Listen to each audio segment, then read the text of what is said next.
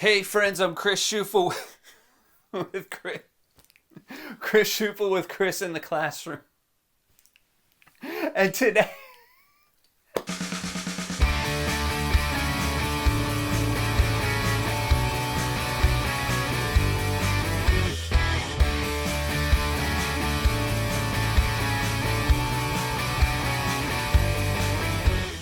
I love to laugh, and I love to give other people the opportunity to laugh as well.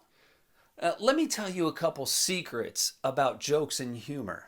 First, almost every joke makes fun of someone or something. That's just how jokes work. They point out the flaws or the differences in someone or something, maybe exaggerate it a little, and then the result is laughter.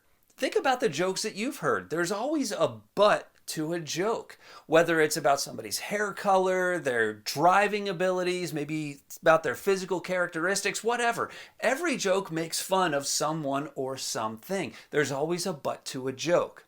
And secret number two, the bigger the butt of the joke, the funnier the joke. It's true. That's why, why did the chicken cross the road isn't very funny. But America's Funniest Home Videos has been so popular for so many years because apparently dads getting hit in the groin is hilarious. The bigger the butt of the joke, the funnier the joke. Now I have to admit that as I've traveled the country for the last number of years, it seems that so many people have forgotten how to laugh, and it's a shame. Laughter's an amazing gift that we have. It's really some great medicine. Now, if I go into a doctor with a fever or something, I don't want him to look at me and say, knock, knock. But laughter really does some pretty amazing things for us. It relaxes you. It helps boost your immune system. It's good for your heart. It burns calories. And for the point I want to make in this video, laughter helps lighten the load of anger and sadness. Making jokes is actually a sign of friendship and strong relationships.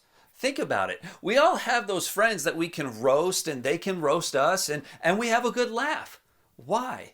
Well, because we enjoy humor and we enjoy laughing at the expense of other people. It's actually a good thing. You're not being mean, you're just making jokes and having a good laugh. Now, there's two types of people I want to talk about in this lesson. First, I want to talk to the comedians, which in a way is all of us at some point.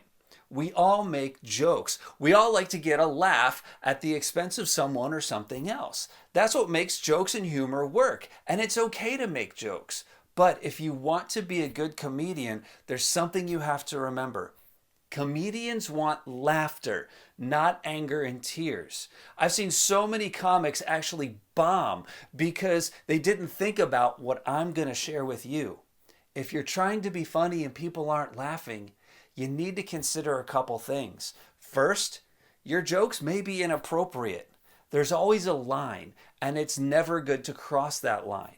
Second, consider your audience. Try to think ahead before you make jokes. Ask yourself things like, how will this person take the joke I'm about to make? Could this backfire? Is there a chance that somebody could take things the wrong way? And third, consider your environment. Ask yourself, is this the right time or place for me to say this? Now, if your joke passes that little test, go for it. Absolutely. If not, hold off for another time. Remember, you want laughs, not anger or tears. The second group of people I want to talk to are my friends who have ever been the butt of a joke. So, everyone. We've all been the butt of a joke before, and a lot of times we can actually laugh about it because we're with friends or with family and we know that they're joking. We know they don't want to be mean, they just want to get laughs. In fact, it's sometimes pretty fun to be the butt of a joke every now and then. But sometimes it's not fun. Sometimes people make jokes about things that maybe we're a little sensitive about, like our weight or our skin color or our height or a learning difference or just something we think shouldn't be made fun of. Then our feelings get hurt, relationships get damaged, it's not good. But don't worry, because if you're ever the butt of a joke, here's how to survive and keep your feelings and your heart intact. First, realize that sometimes People forget those couple things that I mentioned earlier. They do cross the line. They do say inappropriate things. They don't consider the time and place, and they don't consider anything about anyone in their company.